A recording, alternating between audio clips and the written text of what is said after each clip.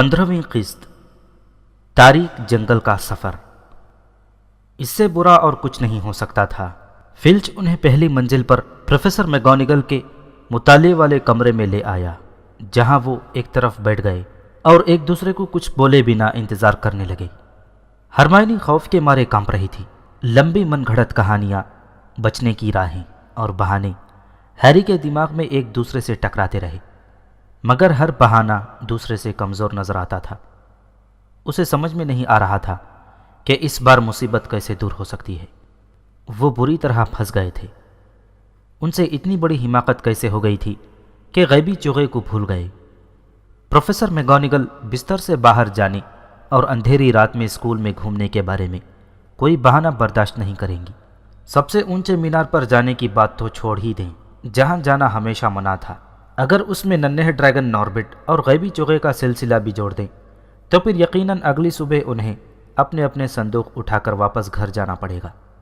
کیا ہیری کو ایسے لگ رہا تھا کہ اس سے برا کچھ ہو ہی نہیں سکتا تھا؟ وہ غلط تھا۔ جب پروفیسر میگونیگل وہاں آئیں تو نیویل بھی ان کے ساتھ تھا۔ جیسے ہی نیویل کی نگاہ ان دونوں پر پڑی، وہ لاشعوری انداز میں ان کی طرف بڑھا اور بولتا چلا گیا، ہیری، میں تمہیں خبردار کرنے کے لیے راہداریوں میں تلاش کر رہا تھا۔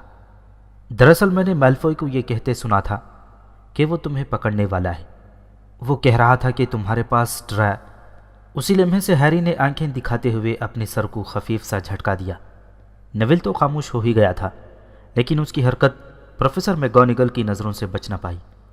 انہوں نے دیکھ لیا تھا۔ جب وہ ان تینوں کے سروں پر آ کھڑی ہوئی تو ایسا لگتا تھا جیسے وہ ناربٹ سے بھی زیادہ تیزی سے آگ اگلنے والی ہوں۔ مجھے آپ لوگوں سے یہ امید نہیں تھی۔ مسٹر فلچ کا کہنا ہے کہ آپ لوگ فلکیاتی مینار پر گئے تھے۔ رات کے 1 بج چکے ہیں۔ آپ کو اپنی صفائی میں کچھ کہنا ہے۔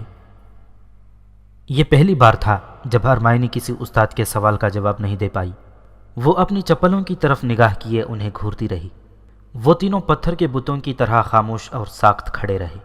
میرے خیال سے میں سمجھ سکتی ہوں کہ کیا ہوا ہوگا، پروفیسر میگونیگل نے کڑکتی ہوئی آواز میں کہا۔ اس معاملے کو سمجھنے کے لیے زیادہ ذہانت کی ضرورت نہیں ہے۔ آپ نے ڈریکو میلفوئی کو ڈریگن کے بارے میں کوئی جھوٹی من گھڑت کہانی سنا دی تاکہ وہ بستر سے باہر نکلے اور مصیبت میں پھنس جائے۔ میں نے اسے پہلے ہی پکڑ لیا ہے۔ میرا خیال ہے کہ آپ کو اس بات میں مزہ آیا ہوگا کہ لانگ باٹم نے بھی وہ کہانی سنی اور اس پر یقین کر لیا۔ ہیری نے نیویل کی طرف دیکھا اور آنکھوں ہی آنکھوں کے اشارے سے اسے بتانے کی کوشش کی کہ یہ سچ نہیں تھا، کیونکہ نیویل ہکا بکا کھڑا تھا جیسے اسے چوٹ پہنچی ہو۔ بیچارہ غلطی کرنے والا نیویل۔ ہیری جانتا تھا کہ انہیں خبردار کرنے کے لیے اندھیرے میں ڈھونڈنے میں اسے کتنی مصیبتوں کا سامنا کرنا پڑا ہوگا۔ میں بہت مایوس ہوئی ہوں، پروفیسر میگونیگل نے گہری سانس لیتے ہوئے کہا۔ ایک ہی رات میں 4 طلبہ بستر سے باہر تھے۔ میں نے اس طرح کا واقعہ پہلے کبھی نہیں سنا۔ اور آپ مس گرینجر، مجھے لگتا تھا کہ آپ نہایت سمجھدار ہیں۔ جہاں تک آپ کا سوال ہے پوٹر، میں سوچتی تھی کہ آپ کے لیے گریفنڈور اس سے زیادہ معنی رکھتا ہوگا۔ آپ تینوں کو سزا لازمی دی جائے گی۔ ہاں، آپ بھی مسٹر لانگ باٹم۔ کوئی بھی چیز آپ کو رات میں اسکول کے باہر گھومنے کی اجازت نہیں دیتی، خاص طور پر ان دنوں میں۔ یہ بہت خطرناک ہے، اور گریفنڈور کے 50 پوائنٹس کم ہو جائیں گے۔ 50؟ ہیری کے منہ سے اچانک نکلا۔ اس طرح تو ان کی برتری ختم ہو جائے گی، وہ برتری میں جو اس نے پہلے کوڈچ میچ میں حاصل کر لی تھی۔ 50 پوائنٹس ہر ایک کے، پروفیسر میگونیگل نے مستحکم لہجے میں کہا، جو اپنی لمبی نوکیلی ناک سے ان تینوں سے زیادہ تیز سانس لے رہی تھی۔ پروفیسر پلیز، ہرمائنی چپ نہ رہ پائی۔ آپ ایسا نہیں کر سکتی۔ ہیری سٹپٹا کر رہ گیا۔ پوٹر، مجھے مت بتاؤ کہ میں کیا کر سکتی ہوں اور کیا نہیں۔ اب آپ سب اپنے بستر پر جائیں۔ مجھے پہلے کبھی کسی گریفنڈور طلبہ پر اتنی شرمساری نہیں ہوئی۔ اکٹھے 150 پوائنٹس کم ہو گئے تھے۔ اس طرح گریفنڈور سب سے آخر درجے پر جا گرا تھا، ریون کلا اور ہفل پف سے بھی نیچے۔ ایک ہی رات میں انہوں نے گریفنڈور کے ہاؤس کپ جیتنے کے تمام امیدیں خاک میں ملا دی تھیں۔ ہیری کو یوں محسوس ہوا جیسے اس کا زیریں دھڑ بالکل ہی غائب ہو گیا ہو۔ وہ لوگ اب یہ سوچ رہے تھے کہ اتنے سارے پوائنٹس کو وہ کیسے دوبارہ حاصل کر پائیں گے جبکہ پڑھائی کا سال اپنے اختتام پر پہنچنے ہی والا تھا۔ ہیری ساری رات سو نہیں پایا۔ وہ سنتا رہا کہ نیول اپنے تکیے میں سر دیے گھنٹوں تک سسکیاں لیتا رہا تھا۔ ہیری نہیں جانتا تھا کہ اسے تسلی دینے کے لیے وہ کیا کہے۔ یہ سچ تھا کہ نیول بھی ہیری کی طرح صبح ہونے سے خوفزدہ تھا۔ کیا ہوگا جب گریفنڈور کے باقی طلباء کو ان کی کرتوت کا پتہ چلے گا؟ فریقی پوائنٹس شیشے کے جس بڑے بورڈ پر لکھے جاتے تھے، اگلی صبح ان کے پاس سے گزرتے ہوئے گریفنڈور کے طلباء کو پہلے تو یہ لگا جیسے کہیں کوئی گڑبڑ ہو گئی ہے۔ کل سے آج کے دوران ان کے 150 پوائنٹس اچانک کم کیسے ہو گئے؟ اور پھر افواہیں پھیلنا شروع ہو گئیں۔ ہیری پوٹر، مشہور ہیری پوٹر، 2 کوئڈچ میچوں کے فاتح، ان کے ہیرو اور سال اول کے 2 دیگر احمق طلباء نے سارے پوائنٹس گوا دیے تھے۔ اسکول میں سب سے زیادہ پسندیدہ نگاہوں سے دیکھا جانے والا اور مقبول ترین طالب علم ایک دم نفرت کی گہری نگاہوں سے دیکھا جا رہا تھا۔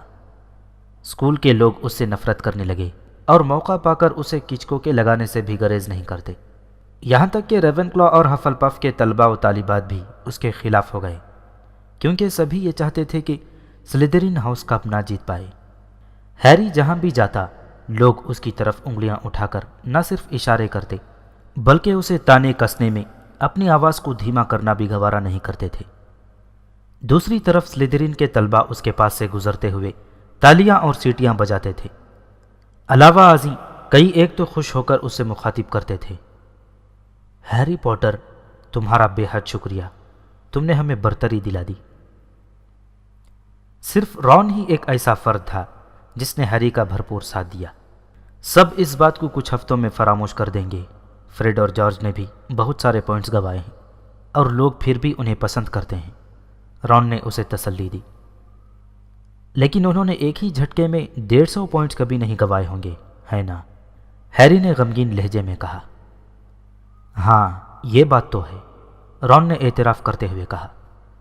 نقصان کی تلافی کرنے کے لیے اب بہت دیر ہو چکی تھی، لیکن ہیری نے قسم کھائی کہ وہ آگے سے ان چیزوں میں کبھی ٹانگ نہیں اڑائے گا جن سے اس کا کوئی لینا دینا نہ ہوگا۔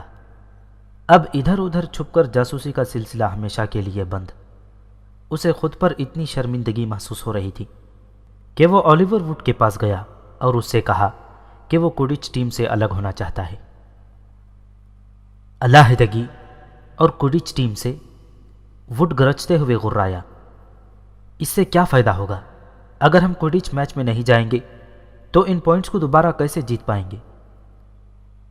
بات صرف یہیں تک نہیں رہی، کوڈچ کے کھیل کا لطف بھی غارت ہو کر رہ گیا تھا۔ مشقوں کے دوران گریفنڈور کے باقی تمام کھلاڑی ہیری سے کلام کرنا پسند نہیں کرتے، اور اگر انہیں ہیری سے کوئی معاملہ درپیش ہوتا تو وہ اسے متلاشی کہہ کر مخاطب کرتے۔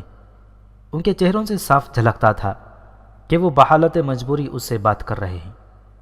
ہرمائنی اور نیول بھی ہیری کی طرح طعن و تشنا کے نشتر سہنے پر مجبور تھے، لیکن ان کی حالت ہیری کی طرح زیادہ بری نہیں تھی، کیونکہ وہ اتنے مقبول اور پسندیدہ نہیں رہے تھے، مگر ان کے ساتھ بھی کوئی بات نہیں کرتا تھا۔ ہرمائنی نے بھی لوگوں کا دھیان اپنی طرف مبذول کرنا ختم کر دیا تھا، اور وہ سر نیچا کیے اطمینان سے اپنا کام کرتی رہتی تھی۔ ہیری لگ بھگ خوش تھا کہ امتحانات اب زیادہ دور نہیں تھے۔ اسے جو ڈھیر ساری دہرائی کرنا تھی، اس فکر کے باعث اس کی توجہ ڈریگن والے حادثے سے ہٹ گئی۔ وہ، رون اور ہرمائنی اکٹھے ہی رہتے تھے، رات گئے تک پڑھتے تھے اور پیچیدہ جادوئی مرکبات کے نسخے جات یاد کرنے کی کوشش کرتے رہتے تھے۔ جادوئی کلمات اور تبدیلی حیت کے عوامل کو ازبر کرنے میں جٹے رہتے تھے۔ جادوئی انکشافات اور گوبلن کی بغاوت کی تاریخ کو خوب رٹا لگاتے تھے۔ پھر امتحانات کے آغاز کے 1 ہفتے پیشتر ہی دوسروں کے معاملے میں ٹانگ نہ اڑانے والی قسم اچانک خود بڑے امتحان سے دوچار ہو کے رہ گئی۔ ایک دوپہر لائبریری سے اکیلے واپس لوٹتے وقت ہیری نے سامنے والے کمرے جماعت میں سے کسی کی سسکیوں کی آواز سنی تو لاشعوری طور پر اس کے قدم زمین سے چپک کر رہ گئے۔ تجسس کے مارے ہیری کے کان خود بخود کمرے جماعت کے دروازے سے جا لگے۔ سسکیاں بھرتے ہوئے اس نے پروفیسر کوئرل کی دھیمی آواز سنی، نہیں، نہیں، دوبارہ نہیں، براہ کرم۔ ایسا لگا جیسے اسے کوئی دھمکی دے رہا ہو۔ ہیری نے اپنے کان دروازے کے قریب لگائے۔ ٹھیک ہے، میں کروں گا، اس نے کوریل کو کراہتے ہوئے سنا۔ قدموں کی چاپ سن کر ہیری دروازے سے فوراً دور ہو گیا۔ اگلے ہی لمحے ایک جھٹکے سے جماعت کے کمرے کا دروازہ کھلا اور کوریل اپنی پگڑی سیدھی کرتے ہوئے باہر نکلا۔ اس کا چہرہ زرد ہو رہا تھا اور ایسا لگا جیسے وہ قریباً رونے ہی والا ہو۔ وہ اتنا حواس باختہ تھا کہ اس نے ہیری کو قریب کھڑے دیکھنے کی زحمت تک نہیں کی اور اپنے تفکرات میں گم تیز قدموں سے چلتا ہوا نظروں سے اوجھل ہو گیا۔ ہیری خاموشی سے وہیں کھڑا رہا۔ اسے یقین تھا کہ کوریل نے اسے بالکل نہیں دیکھا تھا۔ وہ خاموشی سے اتنی دیر تک وہیں کھڑا رہا جب تک کہ کوریل کے قدموں کی چاپ سنائی دینا بالکل بند نہیں ہو گئی۔ اس کے بعد اس نے ڈرتے ڈرتے کمرے جماعت میں جھانکا۔ وہ بالکل خالی تھا، مگر دوسری طرف کا دروازہ تھوڑا کھلا ہوا دکھائی دیا۔ ہیری اس کی طرف قریباً آدھا راستہ طے کر پایا تھا کہ اچانک اسے یاد آ گیا کہ اس نے دوسروں کے معاملے میں ٹانگ نہ اڑانے کی قسم کھا رکھی ہے۔ بہرحال وہ 12 پارس پتھروں کو داؤ پر لگا کر یہ کہہ سکتا تھا کہ سنیپ ابھی ابھی اس کمرے سے باہر گیا ہوگا، اور ہیری نے جو ابھی سنا تھا اس کے بعد سنیپ کی چال میں نئی لچک آ گئی ہوگی۔ ایسا لگ رہا تھا جیسے کوریل نے آخر کار اپنی شکست تسلیم کر ہی لی تھی۔ ہیری الٹے قدموں لائبریری میں لوٹ گیا، جہاں ہرمائنی ایک کونے میں بیٹھی ہوئی رون سے علم فلکیات کے سوالات دریافت کر رہی تھی۔ ہیری نے انہیں بتایا کہ اس نے کچھ دیر قبل کیا سنا تھا۔ سنیپ نے آخر کار اسے راضی کر لیا ہے، رون نے پریشانی سے کہا۔ اگر کوریل نے اسے بتا دیا کہ اس نے تاریک جادو سے محفوظ رہنے کے لیے کون سا جادوئی کلمہ استعمال کیا ہے تو وہ یقیناً اسے توڑ لینے میں کامیاب ہو جائے گا۔ فکر مت کرو، اب بھی فلفی موجود ہے، ہرمائنی نے تسلی دیتے ہوئے کہا۔ ہو سکتا ہے کہ سنیپ نے ہیگرڈ سے پوچھنے کے بجائے کسی اور راستے سے ہی پتہ چلا لیا ہو کہ اسے عبور کرنے کی ترکیب کیا ہو سکتی ہے۔ رون نے اپنے چاروں طرف شیلف میں سجی ہوئی ہزاروں کتابوں کو دیکھتے ہوئے کہا۔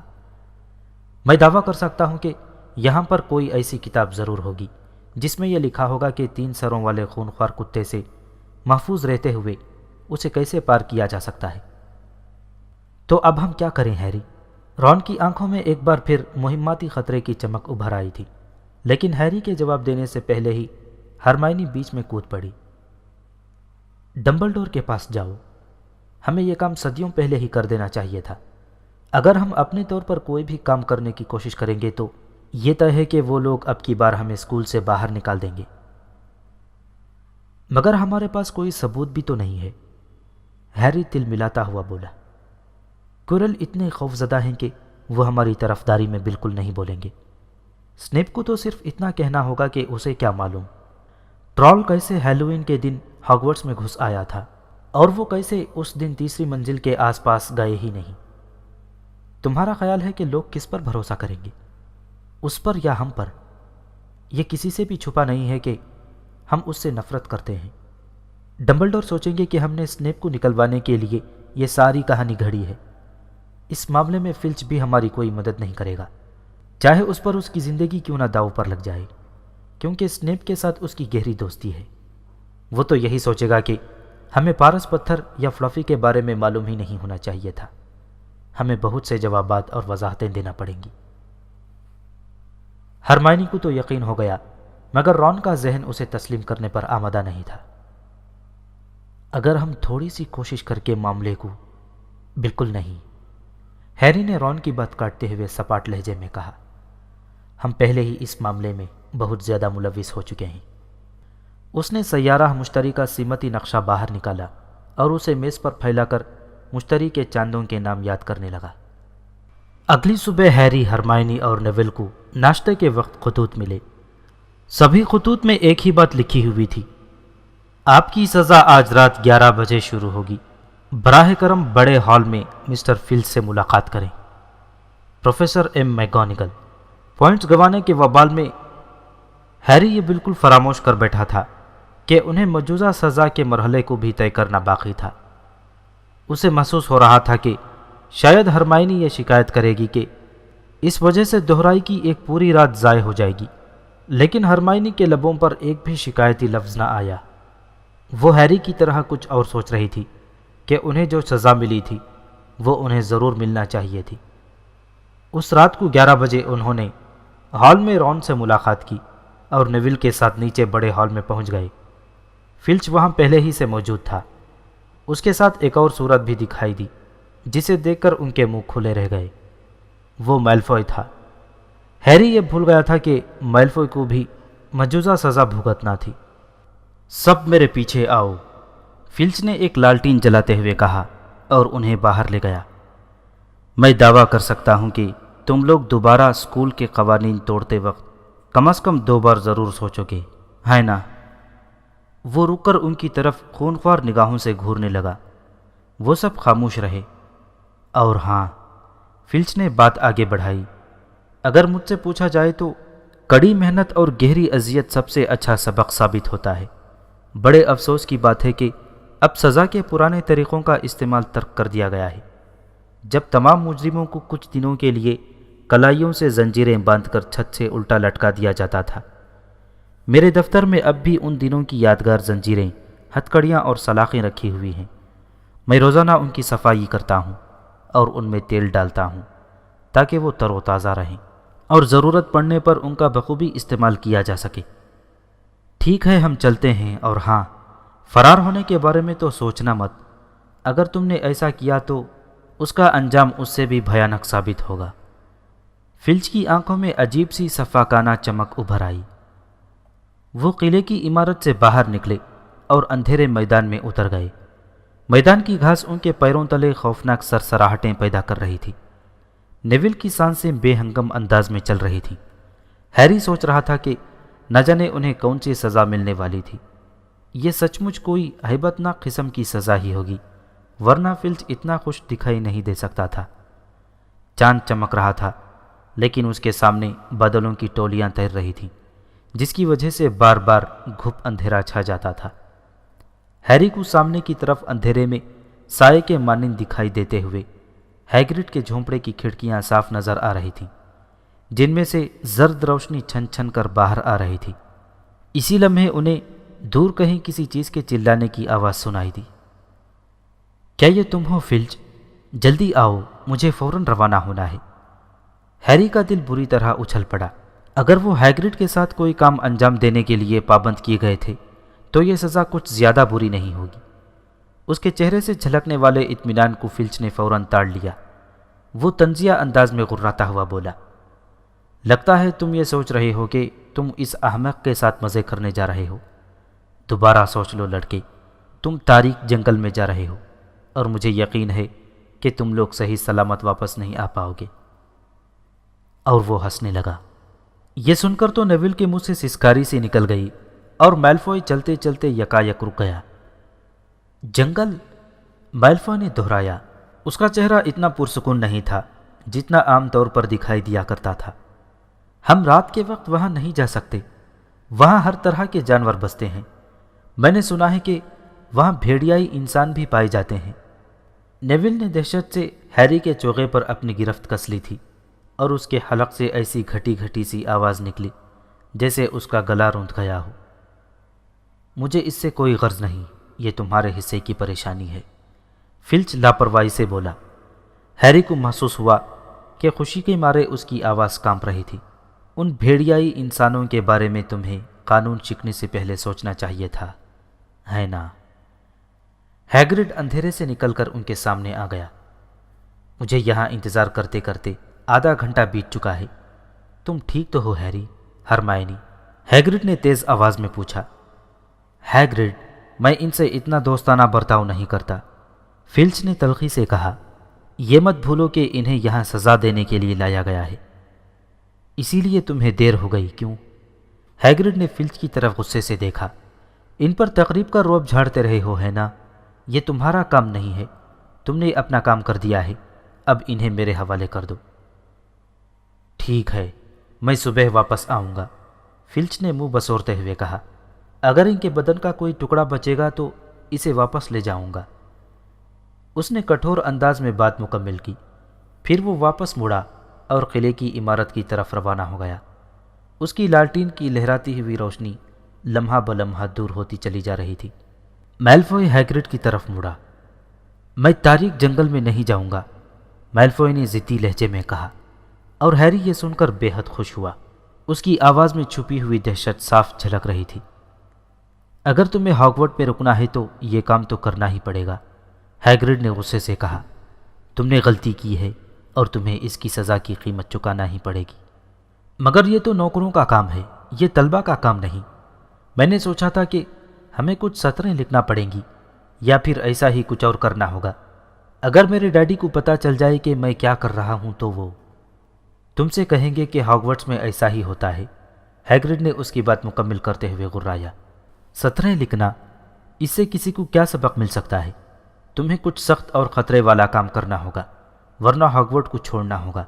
اگر تمہیں لگتا ہے کہ تمہارے ڈیڈی تمہیں اسکول سے باہر نکلتا ہوا دیکھنا چاہتے ہیں تو تم قلعے میں واپس لوٹ جاؤ اور اپنا سامان اکٹھا کر لو۔ چلو۔ میلفوئے اپنی جگہ سے ٹس سے مس نہ ہوا۔ اس نے ہیگرڈ کو غصیلی نگاہوں سے گھورا اور پھر سر زمین کی طرف جھکا لیا۔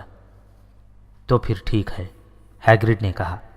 اب دھیان سے سنو، کیونکہ میں آج رات جو کرنے جا رہا ہوں وہ خطرناک ہے اور میں نہیں چاہتا کہ کسی کو کوئی نقصان پہنچے۔ کچھ دیر میرے پیچھے پیچھے چلتے رہو، سمجھ گئے ہو نا؟ وہ انہیں جنگل کے کنارے تک لے گیا۔ اپنی لالٹین کو اونچی اٹھا کر اس نے ایک تنگ اور بلدار پگڈنڈی دکھائی جو گھنے جنگل میں بل کھاتی ہوئی کہیں گم ہو گئی تھی۔ جب وہ جنگل کی طرف دیکھ رہے تھے تو ہلکی ہوا نے ان کے بال اوپر اڑا دیے۔ یہاں دیکھو، ہیگرڈ نے بلند آواز میں کہا۔ زمین پر پڑی یہ چمکدار چیز دیکھ رہے ہو، چاندی جیسی؟ یہ یونیکارن کا خون ہے۔ جنگل میں ایک یونیکارن ایسا ہے جسے کسی نے بری طرح زخمی کر دیا ہے۔ ایک ہفتے میں یہ دوسری بار ہوا ہے۔ پہلے بدھ والے دن کو مجھے ایک یونیکارن مرا ہوا ملا تھا۔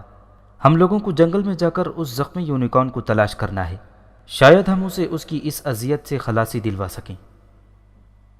اور کیا ہوگا اگر یونیکارن کو جس نے زخمی کیا ہو وہ پہلے ہمیں تلاش کرنے میں کامیاب ہو جائے؟ میلفوئے نے سہمی ہوئی آواز میں کہا۔ وہ اپنے خوف کو اپنی آواز سے دور رکھنے کی ناکام کوشش کر رہا تھا۔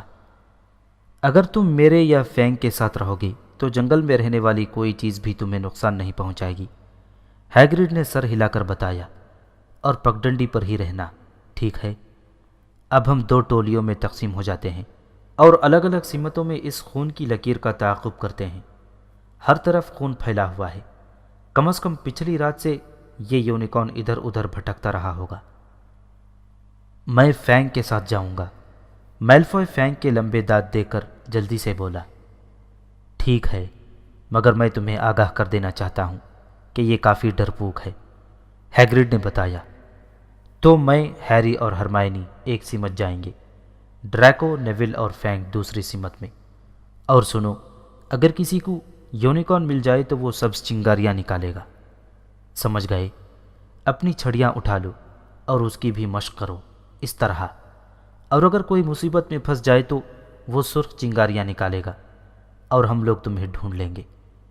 اس لیے محتاط اور ہوشیار رہنا۔ اب سب لوگ چل پڑیں۔ جنگل سیاہ اور ساکھ تھا۔ تھوڑی دور جا کر وہ پگڈنڈی کے اس حصے تک پہنچ گئے جہاں سے 2 راستے نکلتے تھے۔ ہیری، ہرمائنی اور ہیگرڈ بائیں سمت کے راستے پر چل پڑے اور میلفوئے، نیول اور فینگ دائیں سمت والے راستے پر نکل گئے۔ ہیری نے دیکھا کہ ہیگرڈ بہت پریشان دکھائی دے رہا تھا۔ کیا کوئی بھیڑیائی انسان یونیکارن کو ہلاک کر سکتا ہے؟ ہیری نے پوچھا۔ بھیڑیائی انسان اتنے پھرتیلے نہیں ہوتے، ہیگرڈ نے جواب دیا۔ یونیکارن کو پکڑنا آسان نہیں ہے کیونکہ وہ نہایت طاقتور جادوئی جانور ہوتے ہیں۔ میں نے اس سے پہلے یونیکارن کے زخمی ہونے کے بارے میں کبھی نہیں سنا۔ وہ لوگ پھپھوندی دار درختوں کے ایک جھنڈ کے قریب سے گزرے۔ ہیری کو بہتے ہوئے پانی کی آواز سنائی دے رہی تھی۔ کہیں آس پاس ہی کوئی چشمہ بہہ رہا تھا۔ بلدار پگڈنڈی پر ادھر ادھر زخمی یونیکارن کے خون کے دھبے پھیلے ہوئے دکھائی دے رہے تھے۔ تم ٹھیک ہو ہرمائنی؟ ہیگرڈ نے متفکر لہجے میں کہا۔ فکر مت کرو، اگر وہ اتنی بری طرح سے زخمی ہے تو وہ زیادہ دور تک نہیں جا سکتا، اور پھر ہم اسے… جلدی سے اس درخت کے پیچھے چھپ جاؤ۔ ہیگرڈ نے ہیری اور ہرمائنی کو پکڑا اور انہیں پگڈنڈی سے ہٹا کر بلوط کے ایک اونچے درخت کے عقب میں چھپا دیا۔ اس نے ایک تیر نکال کر اپنی کمان میں لگایا اور کمان کو سیدھی اٹھا کر بالکل تیار دکھائی دیا۔ وہ تینوں درخت کے پیچھے دبکے رہے۔ ایسا لگا جیسے کوئی نزدیک ہی گرے ہوئے سوکھے پتوں کے اوپر سے پھسلتا ہوا چلا جا رہا ہو۔ ایسی آواز آ رہی تھی جیسے کوئی لمبا چوغا زمین پر گھسٹ رہا ہو۔ ہیگرڈ اندھیری پگڈنڈی پر نگاہیں جمائے ہوئے تھا، لیکن کچھ دیر بعد آواز دھیمی ہوتی چلی گئی، قدموں کی چاپ معدوم ہو کر مٹ گئی۔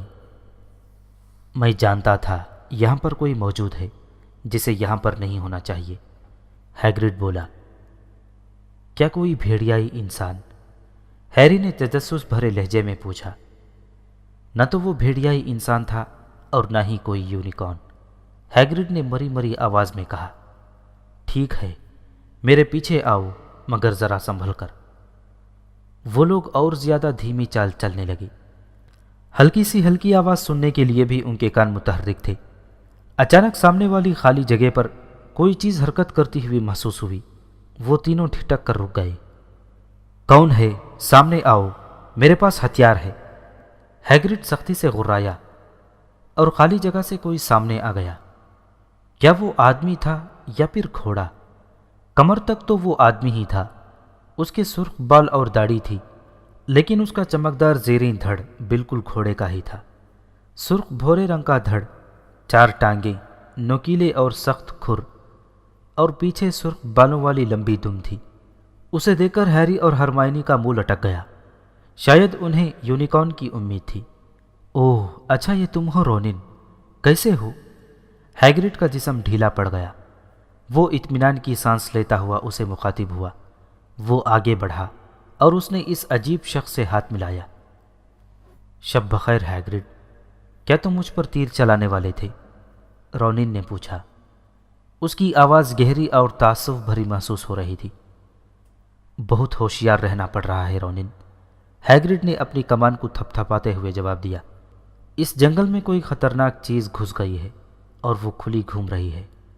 ارے ہاں، ان سے ملو، یہ ہیری پوٹر ہے اور یہ مس ہرمائنی گرینجر، اسکول کے طلباء ہیں، اور یہ رونن ہے، ایک قنطروس۔ ہم نے دیکھ لیا ہے، ہرمائنی نے دھیمے لہجے میں جواب دیا۔ شب بخیر بچوں، رونن ان کی طرف متوجہ ہوا۔ تو تم لوگ طلباء ہو اور تم اسکول میں بہت کچھ سیکھتے ہو، ہے نا؟ جی، ہیری نے اسپات میں کہا۔ تھوڑا بہت، ہرمائنی نے ہچکچاتے ہوئے کہا۔ تھوڑا بہت؟ یہ تو بہت اچھی بات ہے، رونن نے آہ بھرتے ہوئے کہا۔ اس نے اپنا سر پیچھے کی طرف کیا اور آسمان کی طرف گھورا۔ مریخ آج رات بہت زیادہ چمک رہا ہے۔ ہاں، ہیگرڈ نے بھی اوپر دیکھتے ہوئے کہا۔ سنو، مجھے خوشی ہے کہ تم سے ملاقات ہو گئی رونن۔ ایک یونیکارن زخمی ہو گیا ہے، کیا تم نے اسے دیکھا ہے؟ رونن نے فوری جواب نہیں دیا۔ وہ بنا پلکیں جھپکائے اوپر آسمان کی طرف دیکھتا رہا اور اس نے دوبارہ آہ بھری۔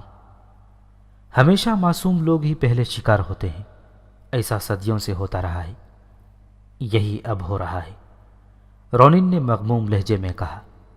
ہاں، لیکن تم نے کچھ نہیں دیکھا رونن؟ کوئی غیر معمولی چیز؟ ہیگرڈ نے پوچھا۔ جب ہیگرڈ اس کی طرف بے چینی سے دیکھ رہا تھا تو رونن نے دہراتے ہوئے کہا، مریخ آج رات بہت چمک رہا ہے، کچھ زیادہ غیر معمولی طور پر چمک رہا ہے۔ ہاں، مگر میرا مطلب زمین کے آس پاس کی غیر معمولی چیز سے، ہیگرڈ نے جھنجھلا کر کہا۔ تو تم نے کوئی عجیب چیز نہیں دیکھی؟ ایک بار پھر رونن نے جواب دینے میں تامل کیا۔ آخر اس نے سکوت توڑا۔ جنگل میں بہت ہی گہرے راز چھپے ہوئے ہوتے ہیں۔ رونن کے پیچھے درختوں میں ہلچل کی وجہ سے ہیگرڈ نے ایک بار پھر اپنی کمان اٹھا دی، لیکن یہ ایک اور قنطروس تھا جس کے کالے بال اور کالا دھڑ تھا۔ وہ رونن سے زیادہ وحشی دکھائی دے رہا تھا۔ اس کا چہرہ کرخت اور سختی سے بھرپور تھا۔ ہیلو بون، سب ٹھیک ہے؟ ہیگرڈ نے کمان کو گراتے ہوئے کہا۔ شب بخیر ہیگرڈ، مجھے امید ہے کہ تم بھی خیریت سے ہوگے، بون نے کرخت آواز میں کہا۔ ٹھیک ہی ہوں، دیکھو، میں ابھی رونن سے پوچھ رہا تھا کہ کیا اس نے یہاں پر حال ہی میں کوئی عجیب اور غیر معمولی چیز دیکھی ہے؟ بات یہ ہے کہ ایک یونیکارن زخمی ہو گیا ہے، کیا تم اس بارے میں کچھ جانتے ہو؟ بان چل کر رونین کی طرف کھڑا ہو گیا۔ اس نے اپنا سر آسمان کی طرف اٹھایا۔ مریخ آج کچھ زیادہ ہی چمکدار دکھائی دے رہا ہے۔ یہ تو میں نے سن لیا ہے بان۔ اچھا، اگر تم میں سے کسی کو کچھ بھی دکھائی دے تو براہ کرم مجھے خبر کر دینا، ٹھیک ہے نا؟ اب ہم چلتے ہیں۔ ہیگرڈ مریخ کی تکرار سے پریشان ہو گیا تھا۔ ہیری اور ہرمائنی اس خالی جگہ سے ہیگرڈ کے پیچھے پیچھے چل دیے اور وہ اپنے کندھوں کے پیچھے سے رونن اور بان کی طرف دیکھتے رہے جب تک کہ وہ درختوں کی اوٹ میں گم نہیں ہو گئے۔ کبھی بھی کسی قنطروس سے سیدھے اور صاف جواب کی امید نہیں رکھنا چاہیے۔ کمبخت ہمیشہ آسمان کے ستاروں کو ہی تکتے رہتے ہیں، چاند سے نیچے زمین کی کسی بھی چیز میں تو انہیں کوئی دلچسپی ہی نہیں۔ ہیگرڈ کے لہجے میں جھنجھلاہٹ کی جھلک ابھی تک موجود تھی۔ کیا یہاں بہت سارے قنطروس رہتے ہیں؟ ہرمائنی نے پوچھا۔ ہاں، تھوڑے بہت ہیں۔ وہ زیادہ تر اپنے کام سے کام رکھتے ہیں، لیکن اگر مجھے ان کے ساتھ کوئی بات کرنا ہو تو وہ اتنے بھلے ہیں کہ فوراً ہی آ جاتے ہیں۔ قنطروس کافی گہرے اور ذہین ہوتے ہیں، انہیں بہت کچھ معلوم ہوتا ہے مگر وہ زیادہ بتاتے نہیں ہیں۔ کیا تمہیں لگتا ہے کہ جس کی آواز ہم نے پہلے سنی تھی وہ بھی کوئی قنطروس ہی تھا؟ ہیری نے پوچھا۔ کیا وہ آواز تمہیں گھوڑے کے ٹاپوں جیسی محسوس ہوئی تھی؟ نہیں، اگر مجھ سے پوچھا جائے تو وہ وہی تھا جو یونیکارن کو ہلاک کر رہا تھا۔ اس طرح کی آواز میں نے اس جنگل میں کبھی نہیں سنی تھی۔ ہیگرڈ نے رک کر اسے جواب دیا۔ وہ لوگ گھنے تاریک درختوں کے بیچ چل رہے تھے۔ ہیگرڈ گھبراہٹ میں اپنے کندھے کے پیچھے مڑ مڑ کر دیکھتا رہا۔ اسے یہ ڈراؤنا احساس ہو رہا تھا کہ کوئی ان پر نظر رکھے ہوئے تھا۔ وہ بہت خوش تھا کہ ان کے ساتھ ہیگرڈ اور اس کی کمان تھی۔ وہ لوگ راستے میں ایک موڑ پر ہی مڑ رہے تھے کہ اسی وقت ہرمائنی نے ہیگرڈ کا بازو پکڑ لیا۔ ہیگرڈ دیکھو، سرخ چنگاریاں، وہ لوگ کسی مصیبت میں ہیں۔ ہرمائنی نے ایک طرف اشارہ کرتے ہوئے کہا۔ تم دونوں یہی روکو، پگڈنڈی پر ہی رہنا، میں ابھی واپس آتا ہوں۔ ہیگرڈ انہیں وہیں چھوڑ کر تیز قدموں سے چنگاریوں کی طرف بھاگتا چلا گیا۔ انہوں نے سنا کہ وہ جھاڑیوں کو چیرتا ہوا جا رہا تھا۔ وہ دونوں بہت ڈرے ہوئے ایک دوسرے کی طرف دیکھ رہے تھے۔ انہیں چاروں طرف پتوں کی سرسراہٹوں کے علاوہ اور کچھ نہیں سنائی دے رہا تھا۔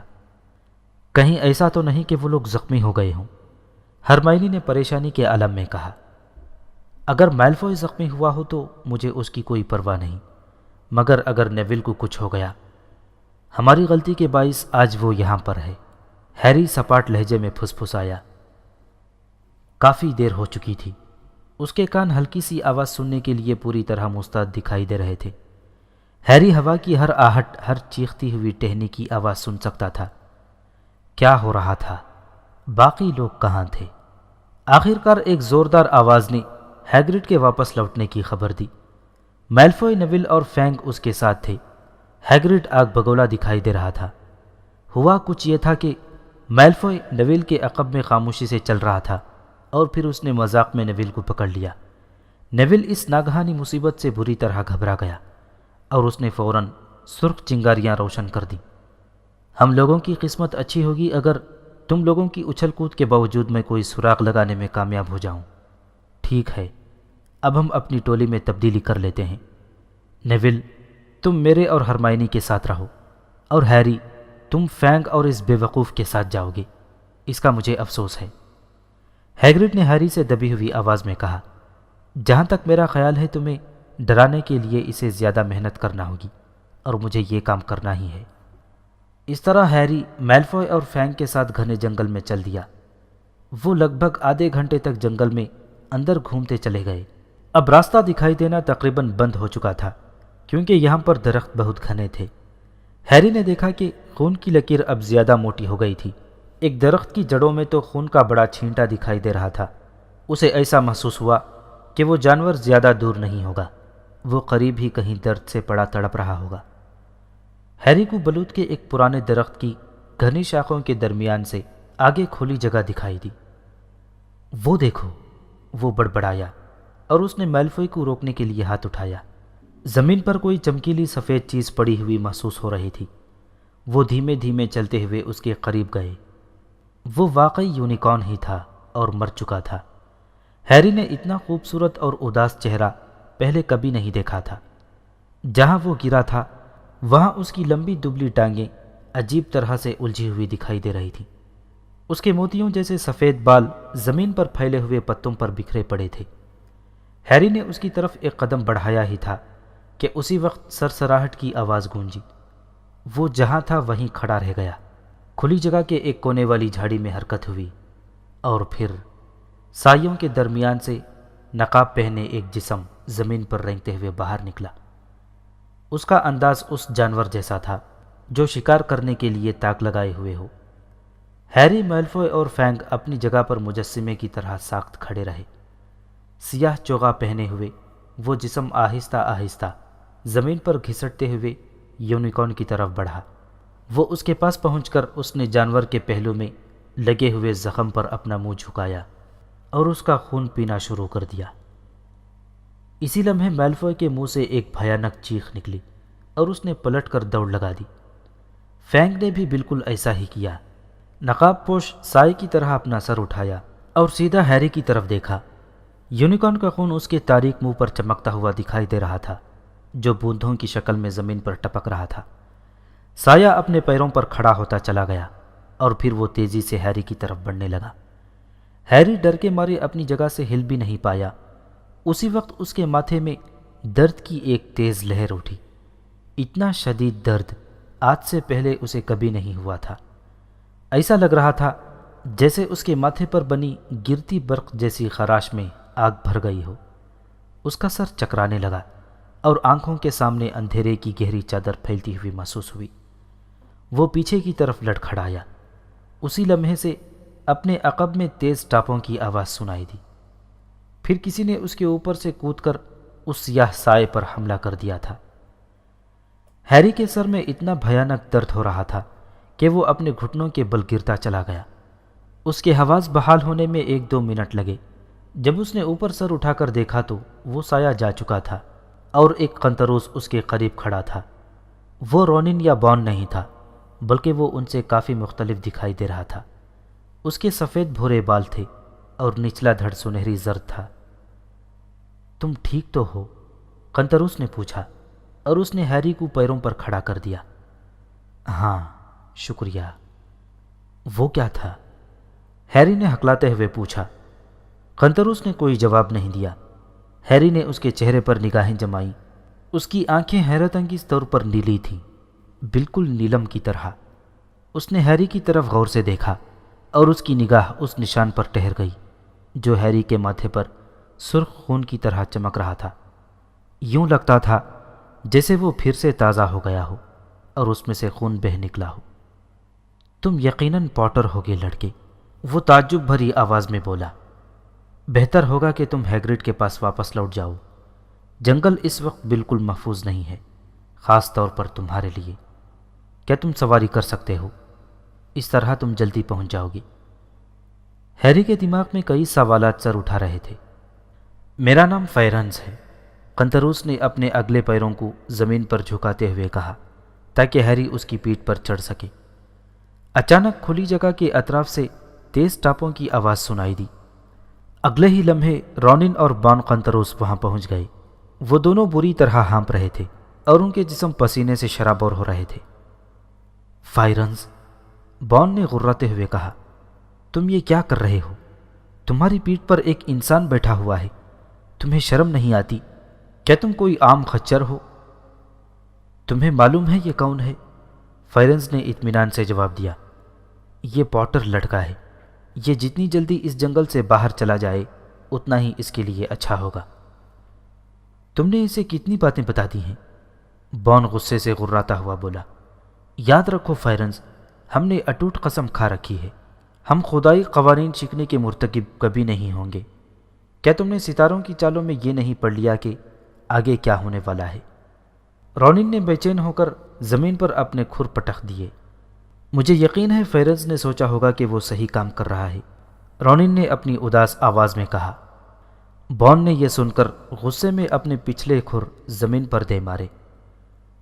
صحیح کام، صحیح اور غلط سے ہمارا کیا واسطہ؟ قنطروس کو صرف اس سے مطلب ہونا چاہیے کہ کیا ماجرا رونما ہونے والا ہے، نہ کہ وہ پیشن گوئی کرتے پھریں۔ یہ ہمارا کام نہیں کہ ہم ستاروں کی چالیں دیکھ کر غیب کا حال بتاتے پھریں یا پھر جنگل میں بھٹکنے والے انسانوں کے پیچھے گدھوں کی طرح دوڑتے پھریں۔ اس کی بات سن کر اچانک فیرنس اپنی پچھلی ٹانگوں پر کھڑا ہو گیا، جس کی وجہ سے ہیری کو اپنا توازن برقرار رکھنے میں خاصی مشکل پیش آئی۔ اس نے دونوں ہاتھ اس کے کندھوں پر رکھ کر خود کو گرنے سے بچایا۔ کیا تم نے اس یونیکارن کو نہیں دیکھا؟ فیرنس نے بان سے چیخ کر کہا۔ کیا تم یہ نہیں جانتے کہ اسے کیوں ہلاک کیا گیا ہے؟ کیا تمہیں ستاروں نے وہ راز نہیں بتا ڈالا؟ میں خود جنگل میں چھپی ہوئی اس چیز کے خلاف بغاوت کرتا ہوں، ہاں، چاہے اس کے لیے مجھے انسانوں کا حصہ کیوں نہ دینا پڑے۔ یہ کہہ کر فیرنس پلٹا اور کوئی دوسرا جواب سنے بغیر ہی وہاں سے چل دیا۔ وہ دوڑنے لگا اور ہوا سے باتیں کرتا ہوا درختوں کو اپنے پیچھے چھوڑتا چلا گیا۔ رونن اور بان وہیں کھڑے رہ گئے۔ ہیری نے اس کے کندھوں کو پوری طاقت سے پکڑ رکھا تھا، ورنہ ممکن تھا کہ وہ اچھل کر ہوا میں اڑتا ہوا زمین پر جا گرتا۔ ہیری کو اس بات کا کوئی اندازہ نہیں تھا کہ یہ کیا ہو رہا تھا۔ بان اتنے غصے میں کیوں تھا؟ ہیری نے سوال کیا۔ ویسے وہ چیز کیا تھی جس سے آپ نے مجھے بچایا تھا؟ فیرنس اتنا دھیما ہو گیا کہ وہ لگ بھگ پیدل چلنے لگا۔ اس نے ہیری کو خبردار کیا کہ وہ اپنا سر جھکا کر رکھے، کیونکہ کئی شاخیں بہت نیچی اور خطرناک انداز میں لٹک رہی تھیں، مگر اس نے ہیری کے سوال کا کوئی جواب نہیں دیا۔ وہ خاموشی سے اتنی دور تک درختوں کے درمیان میں چلتے رہے کہ ہیری نے سوچا فیرنس اب اس سے بالکل بھی بات نہیں کرنا چاہتا۔ جب وہ لوگ بہت زیادہ گھنے درختوں سے گزر رہے تھے تو اچانک فیرنس رک گیا۔ ہیری پوٹر، کیا تم جانتے ہو کہ یونیکارن کا خون کس کام آتا ہے؟ اس نے پوچھا۔ نہیں، ہیری نے گردن ہلا کر جواب دیا، جو اس عجیب سوال سے چونک پڑا تھا۔ ہم نے جادوئی مرکبات میں صرف اس کے سینگ اور دم کے بالوں کا استعمال کیا ہے، اس لیے کہ یونیکارن کو مارنا ایک گناہ کا کام ہے، فیرنس بولا۔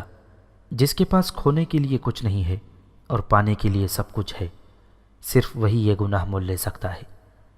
یونیکارن کا خون آپ کو زندہ رکھے گا، چاہے آپ موت سے 1 انچ دور کیوں نہ ہوں، مگر اس کے لیے آپ کو بھیانک قیمت ادا کرنی ہوگی۔ چونکہ آپ نے خود کی زندگی کو بچانے کے لیے ایک معصوم اور بے کس جانور کو ہلاک کیا ہے، لہٰذا آپ کی زندگی ادھوری رہ جائے گی، آدھی زندگی، جو کہ خود کسی لعنت سے کم نہیں ہوگی، اسی پل سے جب اس کا خون آپ کے ہونٹوں کو چھو لے گا۔ ہیری نے فیرنس کے سر کے عقب سے گھورا، جو چاندنی میں چتکبرا اور چاندی جیسا چمک رہا تھا۔ مگر کون اتنا احمق ہوگا؟ اگر آپ کو ہمیشہ کے لیے ملون زندگی ملنے والی ہے تو اس سے تو موت زیادہ بہتر ہوگی، ہیری نے تعجب سے کہا۔ بالکل سچ کہا، فیرنس نے متفق ہوتے ہوئے کہا، جب تک کہ آپ کو صرف اسی وقت تک زندہ رہنا ہوگا جس کے بعد آپ کچھ اور پینے والے ہوں، کوئی ایسی چیز جو آپ کو پوری طرح طاقت اور ناقابل تسخیر بنا دے، کوئی ایسی چیز جسے پینے کے بعد آپ کبھی نہ مر سکیں۔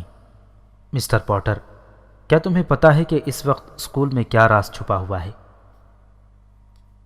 پارس پتھر ظاہر ہے، عمر بڑھانے والا ایک اکسیر، مگر میں یہ نہیں سمجھ پا رہا ہوں کہ یہ ہے کون؟ ہیری ابھی اپنی بات مکمل نہیں کر پایا تھا۔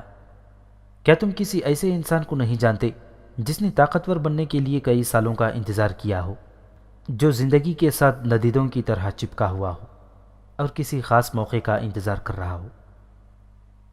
ایسا لگا جیسے ہیری کا دل کسی لوہے کے نوکیلے شکنجے میں جکڑا گیا ہو۔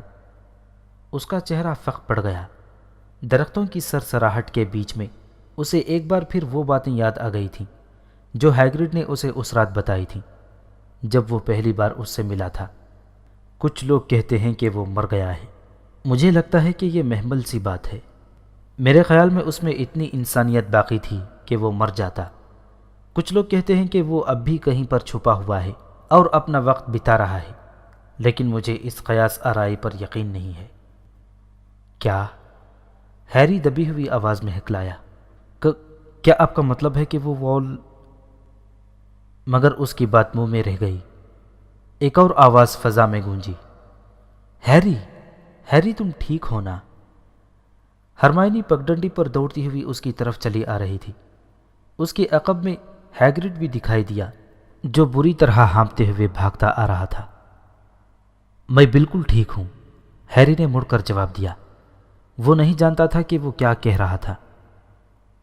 یونیکارن مر چکا ہے ہیگرڈ، اور وہ اس عقبی کھلی جگہ پر پڑا ہوا ہے۔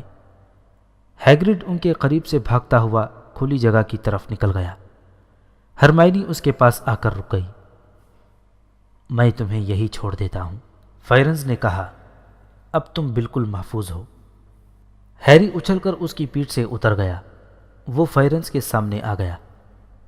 خوش رہو ہیری پوٹر، فائرنز نے مسکرا کر کہا۔ ستاروں کی چالیں پڑھنے میں پہلے ہی غلطی ہو چکی ہے، اور ایسا کرنے میں قنطروں سے بھی غلطیاں ہوتی ہیں۔ مجھے امید ہے کہ یہ بھی ایک ایسا ہی موقع ہو۔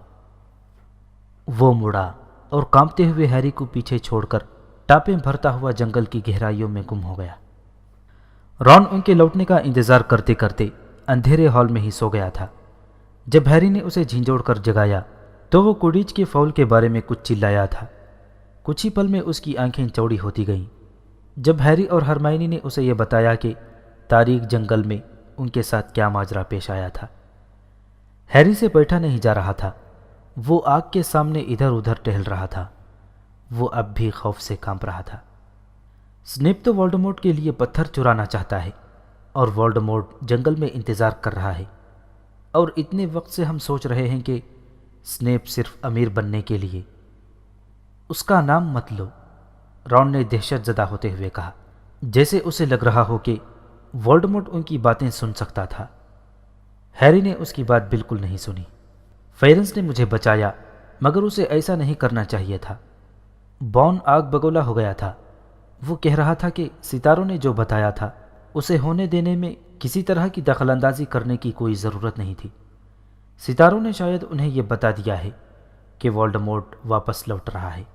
بون چاہتا ہے کہ وولڈمورٹ جب مجھے مار رہا تھا تو فائرنز کو ایسا ہونے دینا چاہیے تھا۔ مجھے لگتا ہے کہ شاید یہ بھی ستاروں کا لکھا ہوا تھا۔ اس کا نام لینا بند کرو، رون نے جھلاتے ہوئے کہا۔